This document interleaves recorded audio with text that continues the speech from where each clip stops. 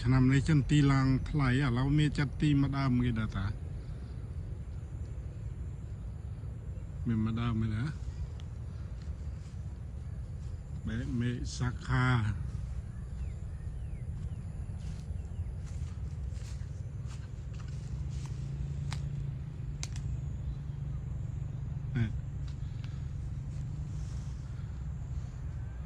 មានអត់ចន្ទីណាเราមានម្ដងមេដាតានេះ